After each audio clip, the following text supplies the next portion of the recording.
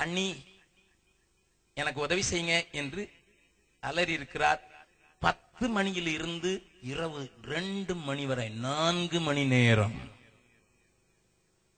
சகோதரா, கொஞ்சம் யோசித்து பார். இந்த வீட்டில் இருந்த எல்லாருக்கும் கேட்டிருக்கிறது.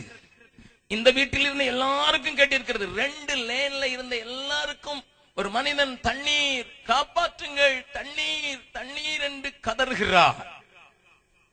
None came out. 2 மணிக்கு அவருடைய உயிர் பிரிந்து போய்விட்டது. இரத்த பெருக்கிலேயே அவர் சபமாக கிடந்தார். காலையில் 5 மணிக்குத்தான் என்னுடைய தங்கை, அதிக தூரம் இல்லை, வீட்டிலே வந்து சொன்னார்கள். என் தங்கை இன்றைக்கும் அவள் தன்னுடைய 26வது வயதிலே விதவையானாள். 4 பிள்ளைகளை பார்க்க வேண்டிய பொறுப்போடு தலையிலே விழுந்தது. அவள் சில நேரங்களிலே தன்னை அறியாமல் புலம்ப ஆரம்பித்து விட்டாள் என்றால் சொல்வான், அண்ணே அண்ணே, இந்த மனிதங்களுக்கு கொஞ்சம் மட்டும் இறக்கம் இருந்ததுன்னா, கொஞ்சம் இறக்கம் இருந்ததுன்னா, 4 மணி நேரம் என் புருஷன் கதறினாரே, 4 மணி நேரம் உதவி கேட்டாரே. ஒருவேளை கொலை செய்வதற்கு முயற்சித்தவர்கள் 1 மணி நேரம் அங்கே சுத்தி கொண்டிருந்திருக்கலாம், 2 மணி நேரம் சுத்தி கொண்டிருந்திருக்கலாம். ஆனால் நிச்சயமாக 3-4 மணி நேரம் சுத்தி கொண்டிருக்க மாட்டார்களே. இந்த பக்கத்து வீட்டில் இருக்கிறவங்க எல்லாம் கேட்டும் ஒருவருக்கு கூட நெஞ்சிலே ஈரமில்லையா என்று அழுது புலம்போது என்னை அறியாமல் அவளை நான் தேற்றுவதற்கு கூட முடியாதவனாக மாறிவிடுவது உண்டு.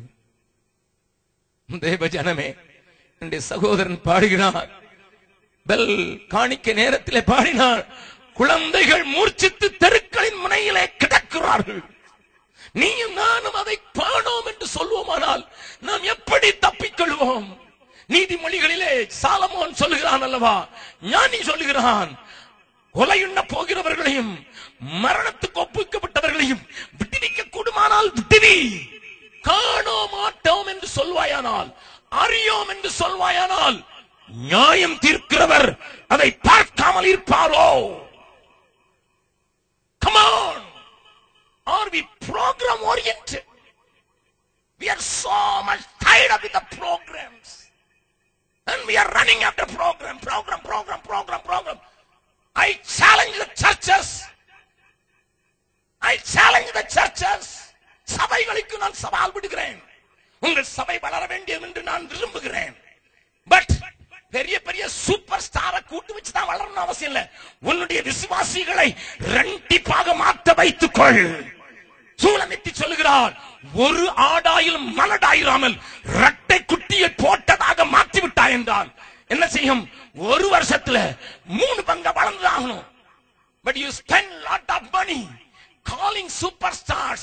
அவங்களை தங்க வைக்கிறது, அவங்க போகும்போது அவங்களுக்கு பின்னால ஒரு வாகனம், பின்னால மேல ஒரு வாகனம், அவங்களுக்கு ஒரு சேஃப்டி, அவங்களுக்கு ஒரு செக்யூரிட்டி, அதெல்லாம் கொடுக்கிறதுக்கு லட்சமா செலவழிச்சு என்னையா ரிசல்ட்? எல்லாம் காணிக்க அவரே அள்ளிட்டு போயிட்டாரு. You are deceiving yourself. You are deceiving yourself, churches. விசுவாசிகளே, the sources, the resources for God's ministry is being wasted because we failed. We are very much program centered. வாழ்க்கையில அந்த ஆள் கூட்டம் போட்ட நான் மாட்ட மாட்டேனா? அவர் மட்டும் கூட்டம் போடலாமா? அவர் 2 கூட்டம் போட்ட நான் 2 கூட்டம் போட என்ன? நான் சின்ன சபையா? எப்பா என் ஆண்டவர் சாப்பிட்டுட்டு உளுந்த துணிக்கையும் பொறுக்குங்கடான்னு சொல்றாள்.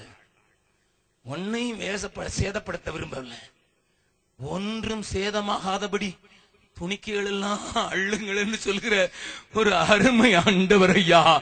அந்த ஆண்டவருக்கு ஊழியம் செய்கிற நான் என் வாழ்க்கையை வீணாக்க கூடாது, என் பொருட்களை வீணாக்க கூடாது, என்னுடைய ரிசோர்ஸை வீணாக்க கூடாது, எதையும் வீணாக்க கூடாது. தேவன் உங்களோடு கூட பேசுகிறார். Are we program centered? இன்னொருத்தர் பாருங்க, வாசிக்கலாம். இயேசுவே சொன்ன காரியத்தை வாசிக்கலாம். மத்தேயு எழுதின சுவிசேஷம் 22வது அதிகாரம் இரண்டாவது வசனத்திலிருந்து வாசிக்கலாம். பரலோக ராஜ்யம் பரலோக ராஜ்யம் தன் குமாரனுக்கு கல்யாணம் செய்த ஒரு ராஜாவுக்கு ஒப்பாயிருக்கிறது. ஒரு ராஜாவுக்கு ஒப்பாயிருக்கிறது. அழைக்கப்பட்டவர்களை கல்யாணத்திற்கு வரச் சொல்லும்படி அவன் தன் ஊழியக்காரரை அனுப்பினான். இந்த ஆளுங்களை எதுக்கு தெரியுமா அனுப்புறான்? சாப்பிடதான் கூப்பிடுறான். Come, have fellowship with your people. என்ன வாங்கயா, சொந்தக்காரங்க, உறவினர்கள், உற்றார்கள், நண்பர்களாக வந்து ஒரு ஃபெல்லோஷிப்புக்காக வாங்கப்பா, உங்களுக்கு கல்யாணம் என்கிற அடிப்படையில நான் உங்களெல்லாம் கூப்பிடுறேன்ப்பா அப்படின்னு கூப்பிடுறான். ஆனா அழைக்கப்பட்டவர்கள் என்ன செய்தார்களாம்? அங்கே சொல்லப்பட்டிருக்கிற வசனத்தை கொஞ்சம் வாசிக்கலாம். அவர்களோ வர மனதில்லாதிருந்தார்கள். ஏன்? 5வது வசனத்தை அழைக்கப்பட்டவர்களோ அதை அசட்டை பண்ணி ஒருவன் தன் வயலுக்கும் ஒருவன் தன் வியாபாரத்துக்கும் போய்விட்டார்கள். இவனுக்கு எது முக்கியம் சொல்லுங்க? வியாபாரம், வயல். வியாபாரம், வயல், இதுதான் முக்கியம். ஆளண்டா பிறவிங்க நீங்க.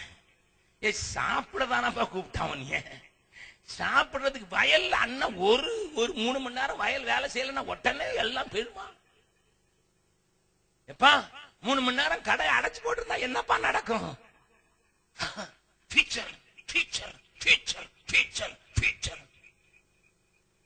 இவன்லாம் ஃபியூச்சர் சென்டர்ட். அந்த ஃபியூச்சரை சொல்லல, இங்க இருக்கிற ஃபியூச்சர், இங்க இருக்கிற எதிர்காலத்தையே மையமாக கொண்டு வாழ்கிறவன். எதிர்காலமாகிய அந்த நித்திய ஜீவனுக்கு அல்ல, எதிர்காலத்தை மையமாக கொண்டு வாழ்க்கை. தேவன் உங்களோடு கூட பேசுகிறார். உங்களுடைய வாழ்க்கையை எப்படி அமைத்துக் கொண்டிருக்கிறீர்கள்?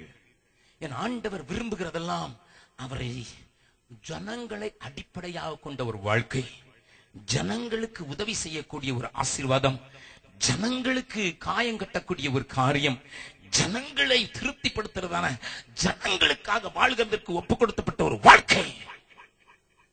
மை ஃப்ரெண்ட், இந்தியா ஐடி துறையிலே ஆசீர்வதிக்கப்பட்டதற்காக நான் ஆண்டவருக்கு நன்றி செலுத்துகிறேன். கர்த்தர் நமக்கு ஏராளமான பிரைனை கொடுத்து விட்டபடினால, நம்மளை போல கம்ப்யூட்டர்ல இவ்வளவு ரிசர்ச் பண்ணக்கூடிய உலகத்துல எங்கேயும் இல்லை. கரங்களை தட்டி ஆண்டவரை மையப்படுத்தலாமா? தேவன் நமக்கு இந்த புத்தியை தந்திருக்கிறார். Go to America, you can see every engineer, every man in the Silicon Valley is from India. அது பெருமைக்குரியதா இருக்கு. ஆனா அந்த காரியம் ஒரு பெரிய சேதத்தை உண்டாக்கிட்டு. என்ன உண்டாக்கிச்சு தெரியுமா? எப்ப கால் சென்டர்லாம் ஆரம்பிச்சு எப்பதான் வேலை? ராத்திரி தான் வேலை. பகலெல்லாம் தூங்கு, ராத்திரி போய் வேலை செய்ய. அதாவது யாரையும் பார்க்காதடா, அங்க போய் கை நிறைய சம்பளத்தை வாங்கி அதுக்கு பிறகு தனியா இருக்கிறேன்னு சொல்லிட்டு, தனிமையை உணர்கிறேன்னு சொல்லிட்டு நம்முடைய இளைய சமுதாயத்தை கெடுத்து குட்டிச்சோராய். Go to Hyderabad, go to Bangalore, see yourself. Go to Coimbatore, you can see. அம்மா, ஐயா, வாலிபர்களே, எதற்காக வாழ்கிறீர்கள்? பவுலுடைய வாழ்க்கையை பாருங்க. என் சந்தோஷமும் மகிழ்ச்சியும் என்னால் ஆண்டவருக்கு கொண்டு வரப்பட்டவர்களே. கரங்களை தட்டி ஆண்டவரை மகிமைப்படுத்தலாமா? ஹல்லேலூயா. நீங்க தான் எனக்கு சந்தோஷம், நீங்க தான் எனக்கு மகிழ்ச்சி, நீங்க தான் என் மகிழ்ச்சியின் கிரீடம் என்றெல்லாம் வர்ணிக்க ஆரம்பித்து விட்டான் அவனுடைய வாழ்க்கை. அதனால்தான் சந்தோஷம் பொங்குது, சந்தோஷம் பொங்குது, சந்தோஷம் பொங்குது. அடிக்கப்பட்டிருக்கேன், வதைக்கப்பட்டிருக்கேன், நாளைக்கு என் தலை வெட்டிடுவாங்க போல தோணுது, பரவாயில்லை. I am filled with the joy. Hallelujah. யோவானும் கூட என்ன எழுதுனா தெரியுமா? என் பிள்ளைகள் சத்தியத்திலே நடக்கிறார்கள் என்கிற சந்தோஷத்தை காட்டிலும் வேற ஒரு சந்தோஷம் இல்லை. ஹல்லேலூயா. அதை தொடர்ந்து பிலிப்பியருக்கு எழுதும் போது எழுதுகிறான், இன்னும் 2 சகோதரிகளை காண்பிக்கிறான். வாசிக்கலாம் 3வது அதிகாரத்துக்கு, 4வது அதிகாரத்திற்கு பிலிப்பியருக்கு திருப்பிக் கொள்ளுங்கள். வாசிக்கலாம். பிலிப்பியருக்கு நிருபம் 4வது அதிகாரத்துல வாசிக்கலாம். 3வது வசனத்தை வாசிக்கலாம். அன்றியும் என் உத்தம கூட்டாளியே, என் உத்தம கூட்டாளியே, அவர்களுக்கு உதவியா இருக்கும்படி, அந்த சிந்தேக்காயாளுக்கும் யோதியாளுக்கும் உதவியா இருக்கும்படி உன்னையும் வேண்டிக் கொள்ளுகிறேன். உன்னையும் வேண்டிக் கொள்கிறேன். அவர்கள் கிலமந்தோடும் மற்ற என் உடன் வேலையாட்களோடும் கூட சுவிசேஷ விஷயத்தில் என்னோட கூட மிகவும் பிரயாசப்பட்டார்கள். அவர்களுடைய நாமங்கள் ஜீவ புஸ்தகத்தில் இருக்கிறது. இதுதான் பெரிய சந்தோஷம், இதுதான் ஆனந்தம், இதுதான் மகிழ்ச்சி. அவர்களுடைய பெயர்கள் ஜீவம். என் ஆண்டவர் என்ன சொன்னார் தெரியுமா? 70 பேர் அனுப்பினார் ஊழியத்துக்கு. மிகுந்த சந்தோஷத்தோடு கூட வந்து ஒரு பெரிய ரிப்போர்ட், என்னப்பா ரிப்போர்ட்னு கேட்டாங்க. உடனே அவர் சொன்னாரு, அவங்க